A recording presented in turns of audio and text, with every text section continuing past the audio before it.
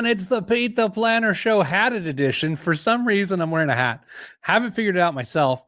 It's like a Kendall Roy thing. I'm at the workplace in my work environment wearing a sombrero. Hello, Kristen. Hello, Dane. Welcome to a special Tuesday recording of the Pete the Planner Show. Good day, Pete. Hello. Picture this. I got an hour to kill. So I go to the local outdoor mall because I'm like, I don't want to go home. I don't want to, whatever. I got to kill an hour and it's 4 degrees outside. Mm-hmm. So I'm walking around a store and a fetching outfit, if you will. Dane, what do men call outfits? That's a great question. Comfortable? Sure. I see this great looking, comfortable outfit on a mannequin. Mm. And Kristen, I don't know if you've ever been shopping before. Have you? Once or twice. When you see something on a mannequin, it is designed for you to go, I'm literally buying that everything on that mannequin. Have you ever done that? I have not once purchased an entire mannequin's outfit. Dame, have you ever purchased an entire mannequin outfit? No. Last night I did. Last night I looked at this mannequin and I was like, I need that on my carcass. So much so that I have a flight later this week. And I'm like, I'm wearing that outfit on my flight. And before I even touched it. What are the chances that we could convince you to go back to the store with that outfit on and pose for a picture next to the mannequin? Here's the problem. There are certain stores, and I'll tell you what store here in a second, that are buying athletic looking mannequins. Mm. They're like strong and physically fit. And I am not a physically fit looking person. You've only been working out for what? Like a week and a couple days? 3 weeks. So eventually I'll get there. Kristen, do you want to guess where I bought an outfit off the mannequin yesterday?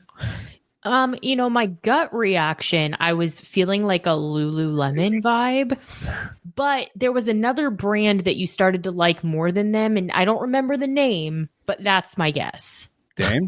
I was totally going Lulu. Dick's Sporting Goods. I bought an outfit off a mannequin at Dick's. Huh. Brands. I don't even know. I just liked it. Okay. Anyway. Athleisure? What's that? Athleisure? Oh, it's athleisure. It's heavy. There's some joggers involved. Oh, of course. A pink hoodie. On brand. Yeah. All right. Hey, this is a financial show. This week on the show, we're back to our normal vibe around here. Last week we did the big relaunch with the IBJ Media Podcast Network. Easy for everyone to say. And now we're just back to doing our show here. IBJ Media Podcast Network, what people call the IBJ MPN. It's still part of what we're doing, but we're still back to being our normal selves. Kristen, how is your day specifically? 1 to 10, 10 being best day ever, 1 being, if you ask that again on the air, I'm going to quit. What is your day? And I know the answer to this already. I just want to hear it. Like a 1. Okay. I'm sorry. That's okay. Can we blame Dame? I don't know that would be fair, but we can if you'd like. Dame, what are you? I was doing pretty well until you basically said we're going to put this on Dame's shoulders, even though nobody would believe you. Here's some esoteric stuff for you. So Kristen and Dame, I've shared something with you internally with the team here in the last couple of days, a project I may or may not execute on. Mm-hmm. Maybe. There are certain listeners that I actually went into LinkedIn or I had their email address and I sent it to them too to get their thoughts. Really? Oh. One of which is our friend Andy. Yeah. She needs to check her LinkedIn because I sent her a link to something to read. Also sent it to Jameson, sent it to Big Rick Swink, Reverend Renfro. Like I'm sending this thing around trying to get some input here. So if you want to be in on a special project, email me, ask Pete at PeteThePlanner.com, and I may or may not share it with you, and it may never see the light of day after you tear it apart. Dane, what are we talking about today? We are going to dig into the nuance of trying to identify a good investment and why you might want to do that. This is one of those things people are always like, oh, I wish I would have learned about that in high school or middle school. This is literally one of those things that people probably, on some level, should have learned a little bit about. Even just the basic difference between fundamental and technical analysis, while you're not going to get into it deeply in high school, just the idea of like real data, gut check, like it's things that we should discuss. Yeah, I mean, I think everybody does technical analysis at some level, whether they know it or not. Kristen is, oh man, maybe we should wait and save this for the air. Save it for the air. Okay. I told you my day's a 1 and I'm prepared to bring anyone to a 1. So So you've never, Kristen, bought an outfit off a mannequin? Not a whole outfit, no. Have I seen like a jacket or, oh, I liked those jeans, but not the whole thing. See, I think looking at a mannequin is basically a form of technical analysis. Oh, here we go. All right, let's not blow it. Let's get going here. For those that don't know, for the first time listeners on the IBJ Media Podcast Network, the IBJ MPN, here's how the show works. Kind of a weird one. It's a show about a show within a show. So this live stream and or podcast is actually a podcast that's recording a radio show. So 4 times in the midst of our talking, I'm going to start counting and we're going to just go out of body and do 9 minutes and change of something. And then there's breaks in between. There's a lot of inside jokes. You got to keep up. You're welcome to watch it live. If you don't, that's okay too. But go ahead and watch it live. Is that a good one? It's highly encouraged to watch live. I'm wearing a hat today for some unknown reason. Yeah. I don't know why. Okay. I feel like Kendall Roy from Succession, which unless you've watched Succession, you don't really know the reference. Okay. In 3, 2, 1. This week on the Pete the Planner Show, we answer your money questions. Here's how the show works. You email us, askpete@petetheplanner.com. That's askpete@petetheplanner.com. And here's what may happen. We may read your question on the air, like I'm about to in 35 seconds, and then answer your question throughout the episode. I use the plural, so I means there are 2 additional hosts, one of which is Kristen Elanius from Your Moneyline. Hello, Kristen. Hello, Pete. Damian Dunn, also from Your Moneyline. No relation to Kristen, nor I, even though we share the same surname. Good day. Good day. Here's the question. Hey, Pete, I keep hearing about fundamental analysis, but honestly, I just buy stocks based on what feels right and what people are hyped about online. Timeout. I was going to ask for a timeout too. Granted. Who are they hanging out with where they keep hearing about fundamental analysis? Not only was they on that, but like take that juxtaposed with people are hyped about particular stocks. I don't want to hang out with this person. Yeah. Mm-hmm. Wait, that's a little hard because this person emailed us for our help. Oops. But I am not interested in a social setting with you, good sir. And there's no, by the way, can we do a gender thing real quick? I might regret this. There's no way a woman is describing what people are hyped about. This is a dude. This is a young bro. It does, you're right, because as I was reading through this, I was like, how many assumptions are we allowed to make about the emailer at this point? Because that was one of them that I made. Kristen, do you have the email in front of you? I do, yes. Okay, I want you to read it as though you wrote it. Yeah, good Just idea. the first 2 sentences, and I want to feel if a woman can pull off talking about what people are hyped about. Okay. Okay, so just own it. Here we go. Kristen Elanius being the emailer. 3, 2, 1. Hey, Pete. I keep hearing about fundamental analysis, but honestly, I just buy stocks based on what feels right and what people are hyped about online. It wasn't as bad as I thought. Maybe oh man. Anyway. The hype throws it off. It is the word hype. My portfolio is a mix of tech stocks, meme stocks, and a little Bitcoin for good luck. Timeout. It's definitely a dude. You might as well be like, and razors for shave my face. Am I actually investing or am I just gambling with extra steps? How do I know if a stock is a good long-term bet and not just a passing trend? Help me out before I YOLO my savings away. YOLO, of course, is you only live once. Wow. Kristen, as we help this young bro figure out whether he's investing or gambling, and does fundamental analysis play a role in tech stocks and meme stocks and crypto, where do you start to answer this thing? Well, I mean, we could just cut straight to the chase, which is, am I investing or am I gambling with extra steps? And it's the latter, my man. You're gambling. That's what we're doing here. Okay, Dame, this is interesting. We're going to explore that thought deeper, but I want to give you a chance to put it in the binary. Yeah. Investing or gambling? I will say, I'll say gambling. If it's binary, it's gambling. Okay, well then let's do this. Kristen, you're on DraftKings and you're betting the spread against the University of Kansas women's volleyball versus a game against Mizzou. That is called degenerate gambling. That's a 10 on the spectrum.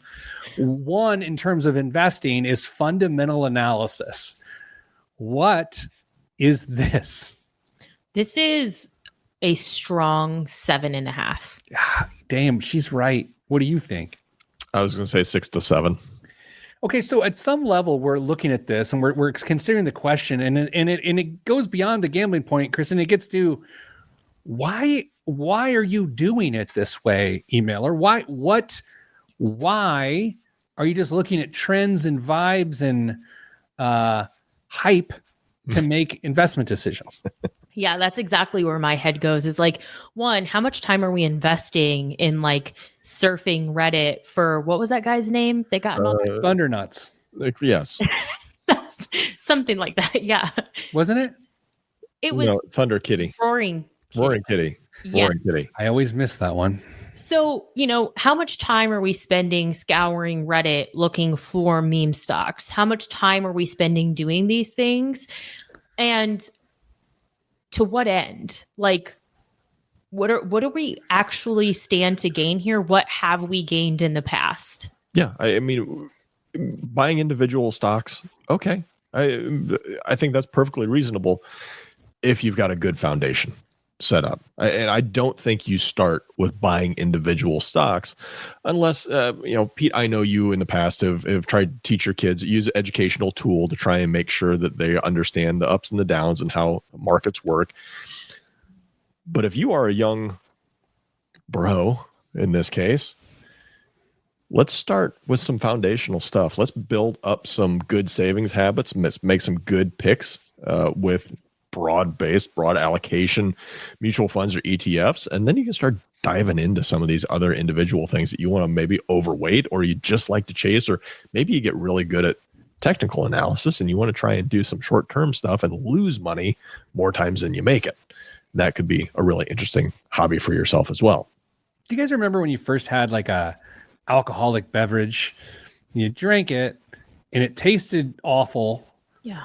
And what you actually drank from a quality perspective was also in itself a bad version of what it was supposed to be. Yes. Yeah. Whether it's beer or spirits or wine or malt liquor, it was the worst version and it didn't taste good. However, in a weird positive spin here, it did lead you to enjoy good liquor someday. So it was a good thing that you went down that terrible devil's sweat path. Is that not the same here, where this person's weird path of like, I like meme stocks, and now this person has put themselves in the position to receive a stock picking 101 course on a syndicated radio show and Top 1% podcast, and this will set them on their path? Is that not the glory of all of this? I don't know. It's about habits and expectation, I think, that this person is building at this point as well. I mean, if you are expecting, let's say they get lucky and they knock it out of the park with something, is that not setting a really bad expectation for future returns or future investments as well, causing you to potentially bail out of something and only look at things as short-term basis investments, which if you're saving for a long-term goal like retirement, you can get in a lot of trouble with that approach towards saving. So do they end up in the right spot? Maybe. I think it might be a little bit more difficult than you're giving it credit for, though. I feel like every show we should give Kristen a free boomer that she can call one of us a boomer. Yeah. And I feel like if that were a thing on this show, which maybe it is now, I think she may have just thrown a boomer at you. Go ahead. I was actually thinking while Dane was saying that about, we said how many assumptions are we allowed to make about this person? What are the odds that this person has a lick of savings in a 401k? I don't know. You know what? I want to go back to read this here. Okay. Honestly, just buy stocks on what feels right and what people are hyped about online. My portfolio is a mix of tech stocks, meme stocks, and little Bitcoin for good luck. I think they've got some savings. I don't know. Again, we've seen thousands of these. I bet the person has at least some savings. I bet they're way behind on retirement savings. Real quick, remember 2 weeks ago or so on the show, the guy that wanted to start living income off of his portfolio? Mm-hmm. He slid into my DMs. Oh no! And he's amazing, by the way. He's like really cool, and he like sent all these notes about answers to questions we asked. So maybe this person will do the same. Yeah. In the interim, here's the show today. When we come back, we're taking you to school, emailer. We are going to talk about fundamental analysis, beta, alpha, earnings per share, price to earnings ratio. We're going to explain all the things that people use to make intelligent investing decisions. Then in the third segment, we're going to talk about technical analysis. Technical analysis, not so technical. That's next on the Pete the Planner Show. I'm Pete the Planner. I don't know. Do we like afternoon shows? Jury's out. Let's get another segment under our belt. Yeah. I bet the person has $5,000 to $7,000. Do you want to go back? Let me go back to the Instagram account that tells you that's who the person slid into. Do you remember the details from the email a couple weeks ago? Yeah. Here we go. Okay. Here we go. I'm Lucas from North Carolina, and I just paused the show. So he paused the show, and he's doing this in real time. Before I continue listening to you read and answer my question, I just want you to know that you have my permission now and in the future to use a Southern accent for me. Oh. Good day. Yeah. Love that. Well, thank you, Governor. I also so enjoy the fact that I tried to condense the question as much as possible so it wouldn't be information overload for a podcast, and in so doing, left you all with questions and assumptions. My bad. Well, that's just how the show works. Yeah, you can't do it right. Pete's No. either going to give you grief because the question's too long, or Dame's going to give you grief because you didn't give him enough details. That is so true, but it's with love. Of course. Just finished segment 2, and I'm basically live tweeting this to you as I'm listening. We have 30 years of term life, by the way, 27 years remaining. So it covers the time span of when we want to have kids. I feel like I was team he has life insurance. I feel like Cricket there was team he doesn't have life. I think I was team he doesn't because he didn't mention it. Yeah. The old guys disagreed with you. He's early 30s, if I remember right. Sure. Mm-hmm. Yeah. By the way, if you're listening to this podcast and you're new to the universe, it was 2 shows ago. Yeah, should you take income off your investments or something like that? Mm-hmm. Right? It wasn't the Valentine's Day show. No. Mm-mm. Okay, next. This is so great. I love Kristen's thoughts, though. No, we do not have a financial advisor or talk to a financial advisor or professional. And my wife doesn't have one more year mentality. We do talk finances a lot, but in terms of interest level, I'm an 8 out of 10 and she's a 4.5 out of 10. He's called his wife a 4.5 out of 10. Not quite. I don't think commenting on people's aesthetics is a really good idea. I'm betting Christmas. the show just like your wife. That's true. Mrs. Planner listened last week. No. Hey? I got home on Valentine's Day and I was like, how was your day? She's like, good. I listened to your show. And I was like, what? You didn't even tell me. Shocking. Oops. She said Kristen's her favorite. Well, yeah. Well, The ultimate desire is to be able to take different or lower stress jobs that we can be more active in our kids' lives as they grow up. I guess more towards Coast-Fi. Okay. Kristen may have to explain that. If we're making $100K a year combined in a few years and we need to be able to draw from a taxable account to supplement a vacation or unexpected expenses, I wanted to hear your thoughts on the best way to do that. God, you know what? Lucas, that's a different question. completely different question. And the answer is, yeah, that's fine. Right? Poor Lucas.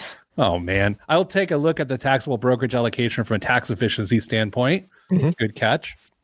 Hope you can pass along the info to Dane and Kristen so they can see how they did against their assumptions. Thanks for questioning the answer in the air. And then he replied, he said, I love all of this. Thanks for being a great sport. And he said, absolutely. My wife will listen to the episode this week and I'll report back with any horrors she may have. Oh, Lord. I think we crushed that. Yeah, that's good stuff. Oh, hey, Tom makes it to the program today. Hello, Mr. Ricks. Good to be with you. Danza, of course, is here, former listener of the year. Every year we give listener awards. So if you're new to this whole thing, you can win. Well, we sent out coffee mugs, didn't we? Yes. Speaking of listener of the year, aren't we? Did we do it this year? That? Yeah, we're going to do that next week. Oh, okay. Great. And we always do it on the last day of February. Oh, yeah. Sorry. Obviously. Let's do a radio show in 3, 2, 1. Back on the Pete the Planner show, Dane and Kristen. Oh, today we are drawing a distinction between fundamental analysis and technical analysis of stock picking. Now, here's the weird thing about both of those terms, fundamental and technical. Most people kind of think they know what those two words mean in relation to this conversation. I can assure you about 0.5% of people know what these two things mean. But by listening to this show and the size of this audience, more people are now going to know what we're talking about. So it's with that we're going to begin an exploration. Can we switch to NPR real quick? We're going to begin an exploration of fundamental analysis here on the Peter Dunn Show. Kristen, you're just shaking your head. I don't care for that. Okay. We're going to start with beta. We talked about this 3 or 4 weeks ago on the show. This one is, in my opinion, as easy to explain and understand as anything. Dane, do you want to take a swing or shall I? What shall we haven't discussed this. We don't do pre-planning of the show because I don't want to. Dane, who wants this? I will. So if you think about a individual stock, mutual fund, the market is going to move and do what it does. The beta of an individual holding or mutual fund is a representation of how much it moves in excess or less than what the general market does. So if the market is a 1, beta will likely be something you will see it represented as like a 1.2 or a 0.8 or something like that. It gives you an idea of how much volatility this investment will have in relation to a benchmark of the general market, S&P 500 usually. Kristen, what would you add to that? That I don't know if it was explicitly clear there in Dame's explanation that greater than 1 implies more volatility, less than 1 would imply less volatility, just in case that wasn't totally clear. Sometimes the word volatility can be confusing, but a oversimplistic way to think about it is risk and magnitude of risk. And so again, the market is deemed to be 1. So if your beta is more than 1, it's riskier than the S&P 500. When we talk about the market, especially with some of these things, we are generally talking about the S&P 500 as the standard bearer there.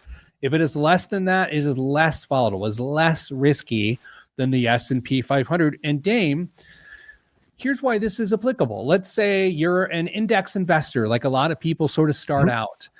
And you're like, okay, I want to test this out. Maybe the stock pick, well, I actually want it to be a little safer than the index. Or why don't I take a little bit more risk than the index?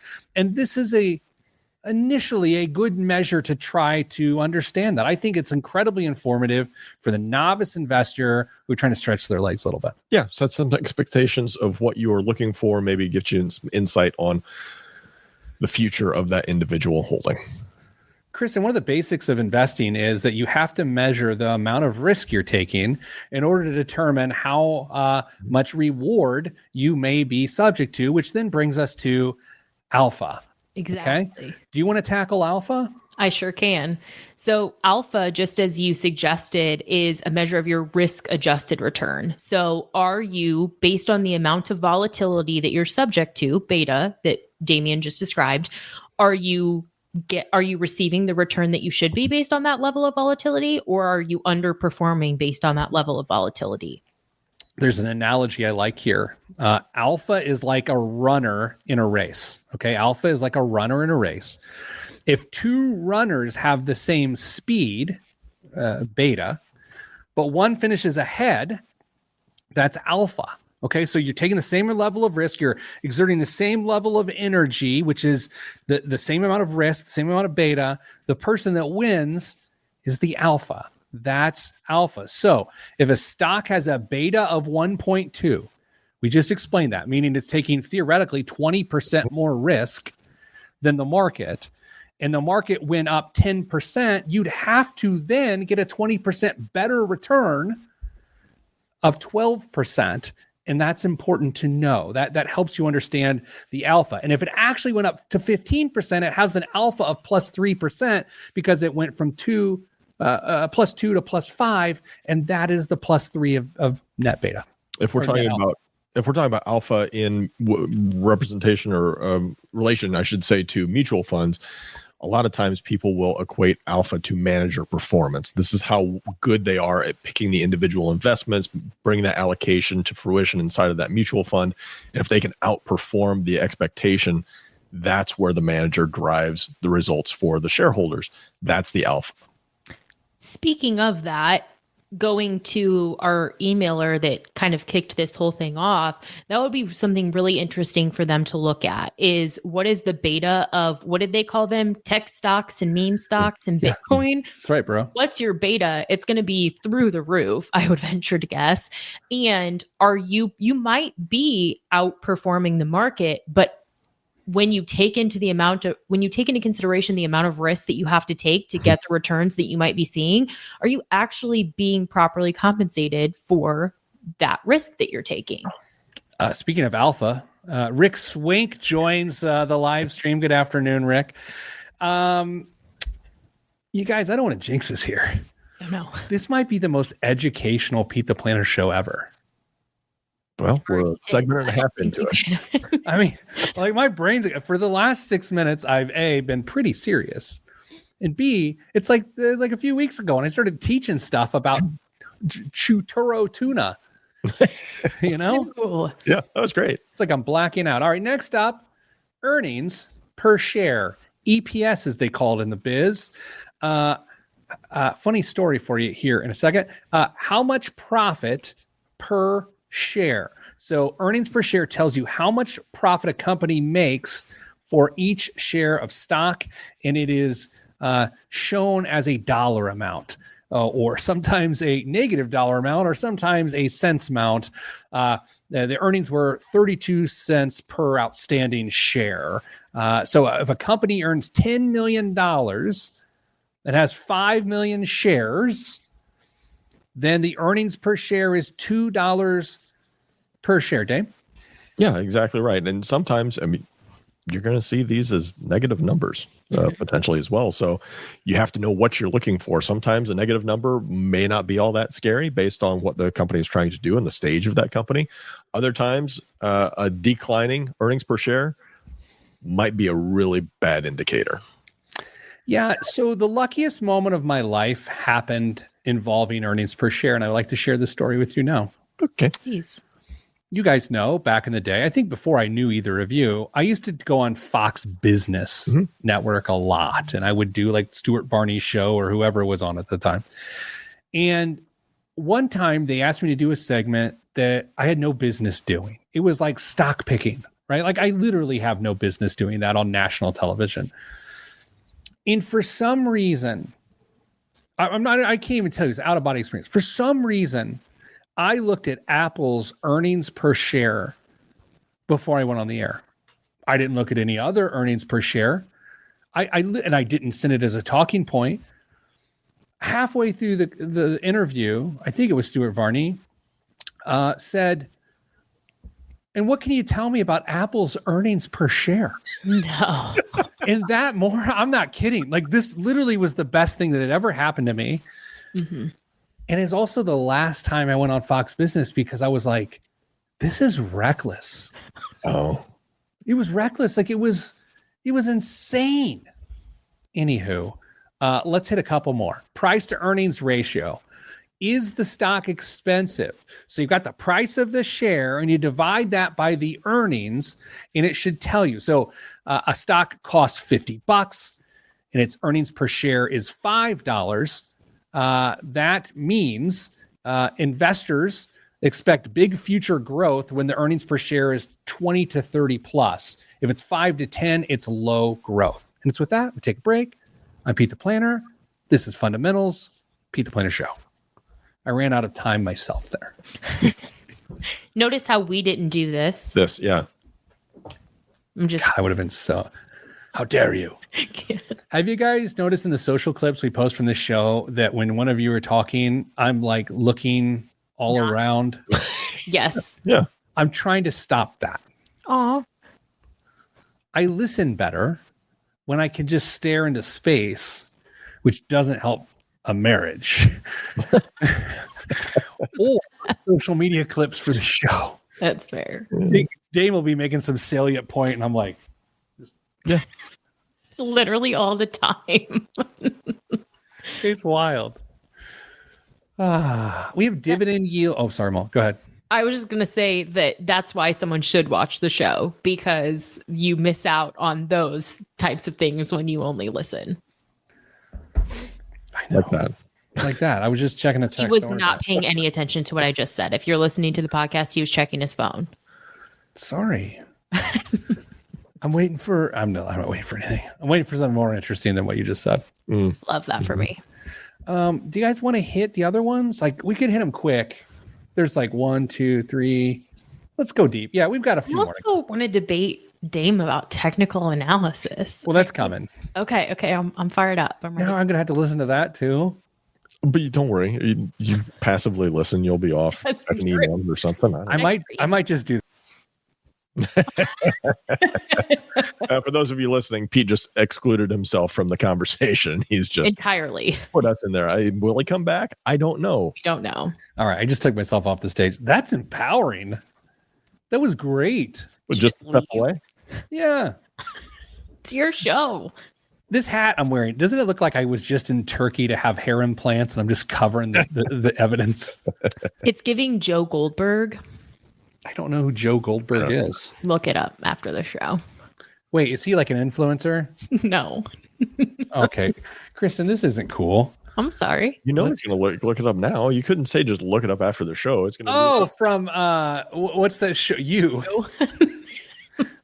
That's so funny. All right, I'm going to have to show the people.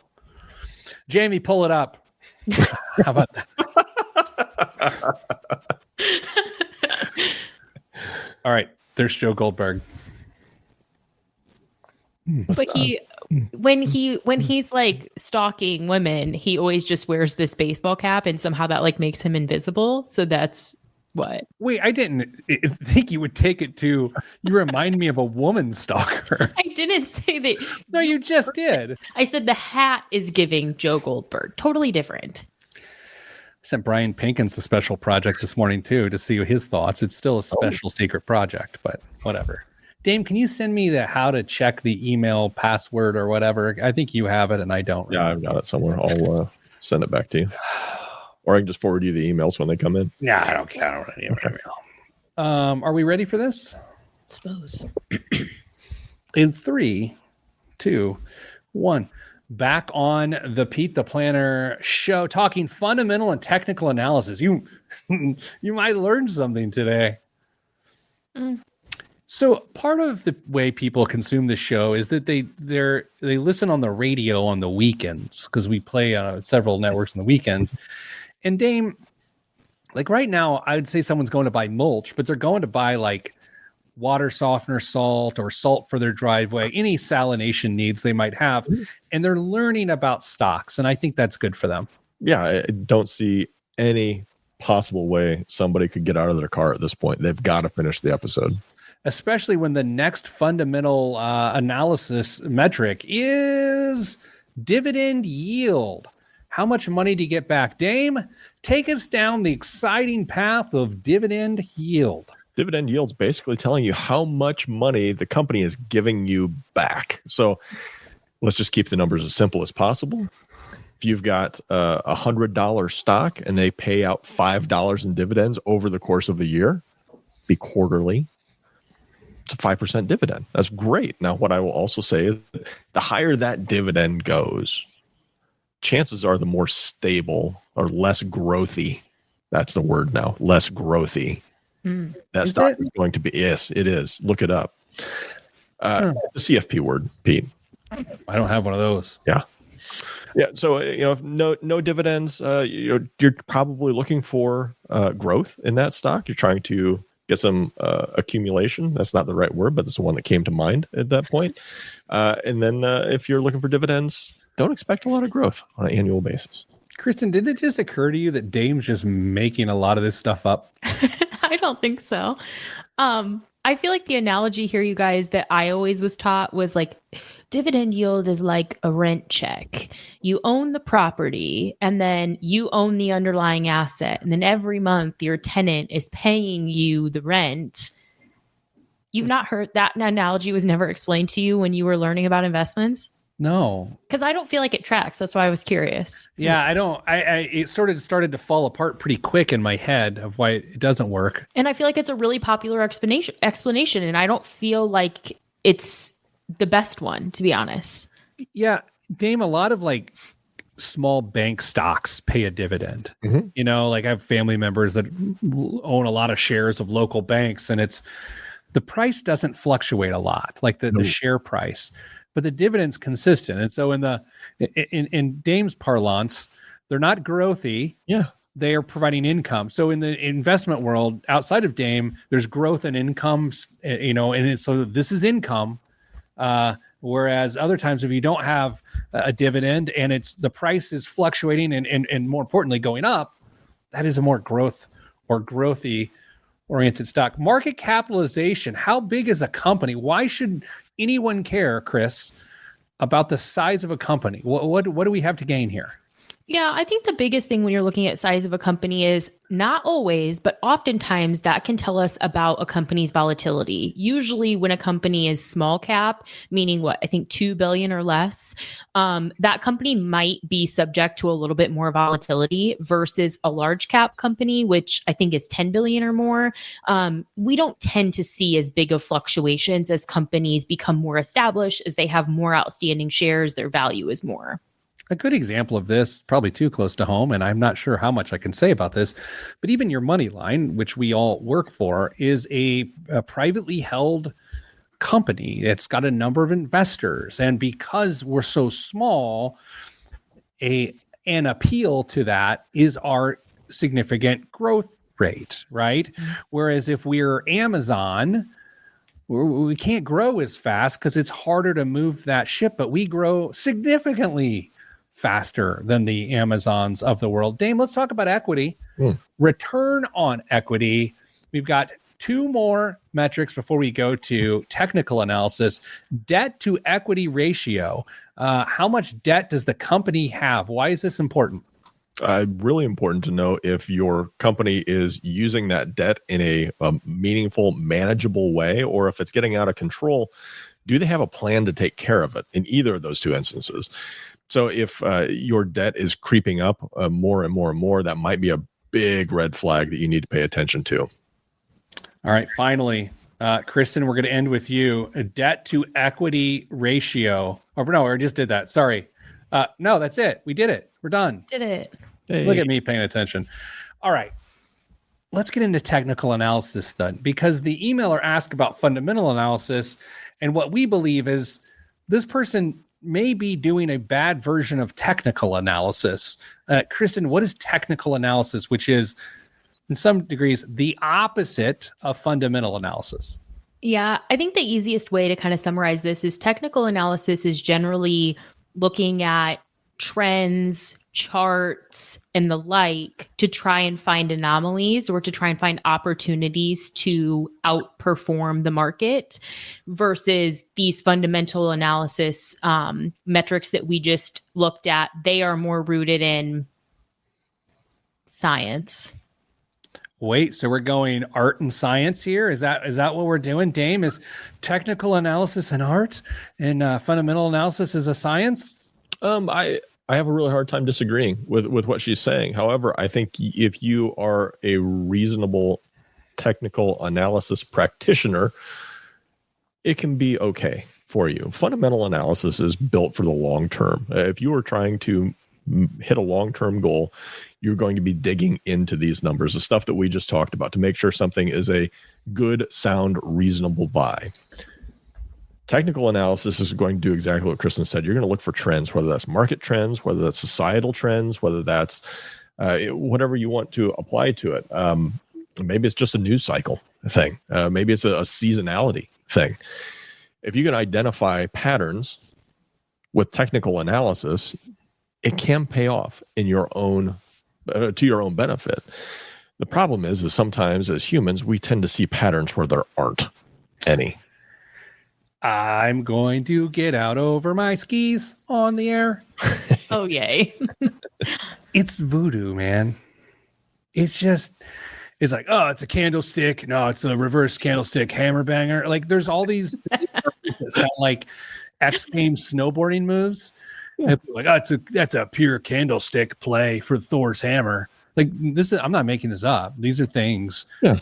And they're like, and so I'm obviously going to sell or I'm going to buy 30 options on the January calls. It's like, what? It's voodoo to me. And the sad part about this is so often when people sell you systems on how to trade stocks, it's based on this voodoo. No one's selling you a system on fundamental analysis. It's all this garbage. Oh man, I'm going to probably regret that. For someone who's listening to this, if they're not sure how they feel about the email that was written, fundamental analysis, technical analysis, as your certified financial planner, practitioner, coach here, I would just encourage you to look up what's called the efficient market hypothesis, and then you can make your own conclusions. Read about it, read about the science behind it, the people who subscribe to it, how they've performed over time, and then you can make your own decision. It's not our job to tell you which to subscribe to or which to believe in. I have my opinions, but based on my knowledge of the efficient market hypothesis. I mean, efficient market hypothesis is great. I tend to subscribe to it. However, there are such things as trends that you're following. And maybe something's on a huge run. 15 years ago, if you looked at Facebook and you didn't know a lick about the fundamental analysis, you could have done really well just by looking at the trends and making that investment off the technical side. So if you're looking for a short-term investment, technical can potentially work, but you have to be very careful with it. I feel like Kristen just hit the squad with a do your research. And Dame just hit us with red at night, sailor's delight, red in the morning, sailor's warning. Sure. I don't know what any of that means. I'm sorry. Okay, let's do more of the show. Coming up after the break on a very special Pete the Planner show, the biggest waste of money of the week. User submitted last night. Got this email last night. Stayed up late. It was like 10 o'clock. I don't know why I was alive at that point. By alive, I mean awake. So that's next, including the news brought to you by the bald man. Not this bald man, that bald man. All of that and more. Probably no more. Just those two things on the Pete the Planner show next. Got caught, hung out to dry. People are like walking around outside my office here. I can see through the frosted glass. It's like, I don't know if there's like a bomb scare at our building, but I just see so many people going by. I don't know what's going on. On Free a donuts. Tuesday? Yeah, I don't. Oh, Tuesdays and Wednesdays are slammed around. I know Wednesdays are. I didn't know that Tuesdays were. Tuesday's a big day here in our hybrid work environment. By hybrid, it means I'm standing here literally 9 days a week. Right. With the door open, seeing who comes in. Oh, it's good to see you. 10:15? Sweet. I'm just kidding. One of the best places to work in this state. Oh, yes. Everybody. Oh, congrats, by the way, to Same. you guys. I don't know. Same. You? I have nothing to do with anything. Third year in a row, best places to work in Indiana. Your money line. That's us. That's fun. CEO notwithstanding. Hats off to you. That's why I wore my hat today. My hat. This is a flannel hat. Ah, is your head warm? It is now. I look a little moist up top. a little damp on the forehead. Gentlemen, the Where? I do know gentlemen. You know gentlemen? Yeah, I do. Our opinions that we just gave on fundamental and technical analysis actually probably open us up to the most scathing emails that we ever get, because it's people who do buy into technical analysis or who don't, who probably have the strongest opinions. So I'm glad I don't have access to the email inbox this week. Oh, I have access to the forward button, though. Don't. I'll cry. Years ago, I had a man that would help me with my investments, personal investments, and he was a technical analysis fella. And one day, when reviewing returns for the previous year, and our alpha was nowhere to be seen after the market was unbelievable, I said, "Hey, man, I'm just looking to keep pace with the market here." He said, "Man, I'll tell you, the market was just wrong this year." And I remember thinking, that's the dumbest thing anyone's ever said. The market was just wrong this year. It got it wrong. And I was like, it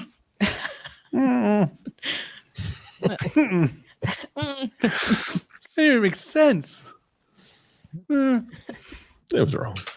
And needless to say, I used to work with this individual. Let's continue the show. I have to do some things here to get ready because this is a TV extravaganza.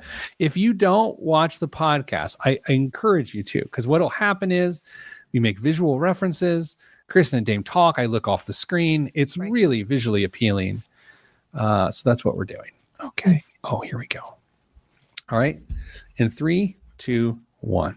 This week's biggest waste of money of the week right here on the Pete the Planner show is the NVIDIA H100 AI GPU purse.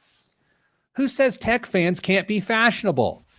If you're on the hunt for a purse that both shows off your enthusiasm for things digital and you want to spend big bucks, then boy, do I have a deal for you. A company has revealed a new line of purses and or handbags. Time out. Granted. Kristen, you and I are the only people in this program that carry purses. What do you call yours? A purse, a handbag, a satchel? What are you carrying? I call it a purse. I carry mine's, I just call it a bag. I keep it sort of ambiguous. That's fair. I did have my wife's mother compliment my wife on my bag, saying, "I love your new purse," and it was in fact my bag. So that was unsettling. A company has revealed a new line of purses that use an NVIDIA H100 AI GPU as part of the design, and it's selling for a pretty penny. Kristen, you see it on screen there. Kristen, what do you believe this costs? Can I make a confession? Like R. Kelly? No. Oh, that's a bad reference. Go ahead. I don't understand what it is. It's a what is chip? The chip? What does that mean? It's a video card that it looks like they've glued onto a plastic box and then thrown a dollar store chain on it. But it's not functional? That's what I'm confused. What is it? It is not functional. No. Oh, lovely. Okay. The queen of horrible guesses. If you're new to the show, this is $800. Dame, do you remember that one time I was a man and changed the CPU on my refrigerator and I had that board? Yeah. I actually still have it here in the studio. Hold on a second. Oh my word. If I do, it's like, did I get rid of it? Oh, I got rid of it. Anyway, that's what this looks like. Yeah. You know, that's what this looks like. Two of the examples even have fans on them. Yeah. I like that I said, remember that one time I was a man and you were like, oh yeah, I remember that. Yeah, of course. Yeah, I remember that. That one time he too many things to pull from. Dame, how much does this cost? I mean, if this is more than 75, if it's more than $75, you should be taken to jail. $65,536. So you left out some. There's got to be jewels or something in there. There's no way that's $65,000. It's made up from some components for a real NVIDIA H100 GPU. Unfortunately, while this company was quick to jump on the product listing and inform me that I could split up my awful financial, it seems only applies to what's in the news this week? Dumb. All right. Landlords are turning to a hardball tactic to go after their tenants in rent disputes, tanking their credit scores. Ooh. When David Murray moved out of his St. Louis apartments, sorry, David, for name checking you, apartment 2 months early, he thought he had settled up by giving notice. So when he received a bill for $4,500 for 2 months rent plus penalties, he assumed there was a mistake. Then his credit score fell from a near perfect 815 to 630. The landlord had hired a debt collector to go after the alleged arrears, and the collection agency didn't harass or sue him. It filed a claim with the credit bureaus. Quote, I asked them to please take me to small claims court, and they never contacted me, he said. Landlords say targeting credit scores with the help of debt collectors has proven more efficient than endless phone calls or drawn-out legal battles. Rental debt is now one of the most common topics of complaints related to debt collection, according to the Consumer Financial Protection Bureau data. All right. You want joke A or joke B, Kristen? B. B. Good thing we've got the CFPB to have our back. Womp womp. Dave, you want joke A? Yes. A 6:30. That's 90 minutes after I like to eat dinner. Oh my. We get what's like a joke spin the wheel. Yeah. But folks, I didn't write these beforehand. They just come to me. What else is in the news? What does the leader of a country with over 46 million people and the host of the Talk Tua podcast have in common? Oh, Lord. They're in jail. After this weekend, a meme coin. After this weekend, both Argentina President Javier Milei and internet celebrity Haley Welch will be forever associated with meme coins and rug pulls. The libertarian Milei promoted Libra in a post on X late Friday evening, saying, quote, this is a private project dedicated to encouraging the growth of the Argentine economy. Hours later, after it had risen to a market cap of $4.4 billion, it crashed in value by more than 95%. Milei then deleted his post and said he was not familiar with the details of the project. If I may, the opposite of a rug pull is, I don't know, it's something. It is a thing, but it's where the rug pulls where you just take all the money or you manipulate the market. There's two examples going on right now where people were sort of set up to pull the rug and they did not. Okay. One was the Trump coin, which a lot of people were like, this is going to be a rug pull of some sort. So far, no rug pull. I don't know why we're praising people for not pulling the rug, but that is an example. Another one, Dame, one of your and I's favorite people. I say that in a weird way. Have you seen this story? No.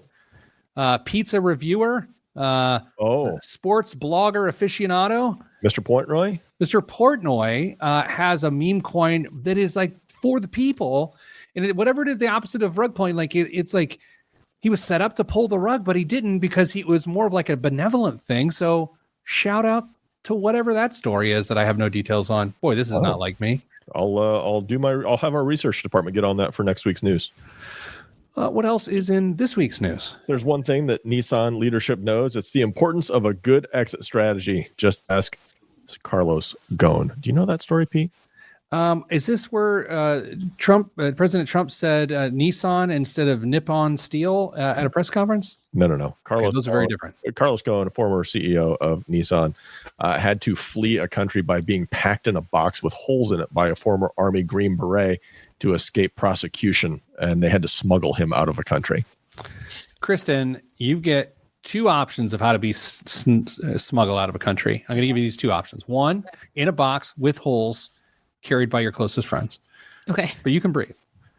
Number two is that there is like a beached whale carcass that's going to be studied abroad, and they fill you into the carcass and with a breathing tube. What do you choose?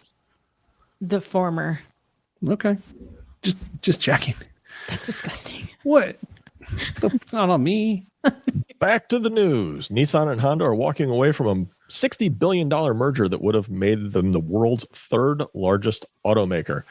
The deal was initially framed as a, quote, merger of equals until Honda realized it was way out of Nissan's league. Its $51.9 billion market cap, hey, market cap, we're back to talking about the first or second segment, is literally 5 times the size of Nissan's. As the deal started looking more like an acquisition that would have made Nissan a subsidiary of Honda, things started unraveling faster than my willpower in front of a box of free donuts. Honda shares jumped on the news of the split, and with investors breathing a collective sigh of relief, the Tokyo Stock Exchange had to temporarily halt trading on Nissan shares after the nosedive sent share prices spiraling. Dane, you're a car guy. You are our resident car guy and a legit car guy. Yeah. Who makes a better car, Honda or Nissan? Honda every day of the week. Obviously. Jiminy Christmas, Kristen, you're jumping in here? I feel like that was, first of all, that was in the story, basically. And second of all. So like Honda / Acura, Nissan / Infiniti. Yes. You're saying an Acura is better than an Infiniti? Yes. Okay. I mean, look, who am I to doubt? I'm just listening. Infiniti and Nissan have had a very spotty track record with some reliability issues over the last decade or so. Whatever, dude. I change my oil every year, man. I don't know. Wonderful for your cars and future value. Every year. Yeah. Okay. You have a 10-second story? No. Okay. All right. So this was the second episode of our show that's been on the IBJPN, something like that. Anyway, well, this is fun. You can always email us your questions. Ask Pete at PeteThePlanner.com. What are we doing next week? Oh, here's what we're doing next week. The question is this. I saw it. What time in American history, what period in American history did people have the most wealth, relatively speaking? Like, what are people doing the best? We'll talk about that next week. It's called the Golden Age of Wealth. Next week on the Pete the Planner Show, send you good vibes, or all that's in the budget.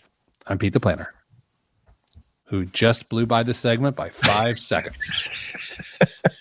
Son of a...